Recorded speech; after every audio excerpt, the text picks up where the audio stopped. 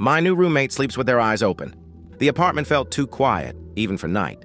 Alex, a man who trusted logic and evidence, found himself unnerved by the utter silence from his new roommate's room.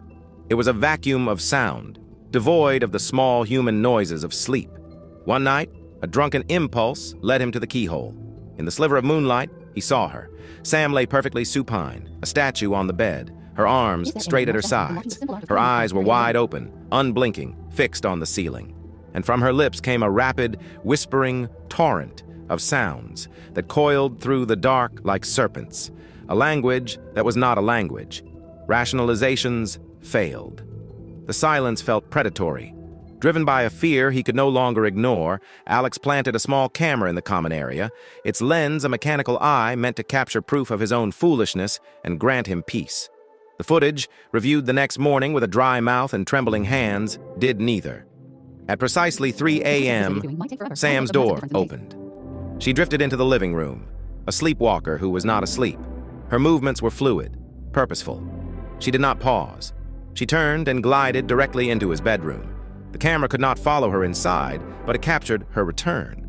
Each night, for nearly an hour, she would stand in the black space of his doorway before retreating to her own room. The evidence was irrefutable, a cold, digital horror. The confrontation was inevitable. He waited for her in the living room, the video cued on his laptop. He accused her, his voice cracking with a fear he could no longer suppress. Sam did not flinch. She did not offer excuses or apologies. She simply listened, her eerie calm, a wall against his terror. When he finished, she spoke in a flat, emotionless voice. "I'm just making sure nothing else gets in." She looked past him, toward his bedroom, her gaze distant. "Last night, something was standing behind you. I had to watch it until it left." The fight drained from him, replaced by a colder, deeper dread. Her words were not a threat, but a warning, a statement of fact. He went to bed that night paralyzed with fear, staring at his ceiling, listening for her approach. He must have finally slept. He woke to the pale morning light. He was lying on his back, perfectly straight.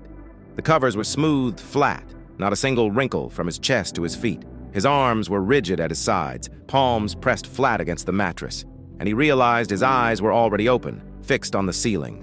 A primal urge screamed at him to blink, to move, to break the terrifying symmetry of his position. But he couldn't. His body was no longer his to command. He could only stare, unblinking, at the empty white space above.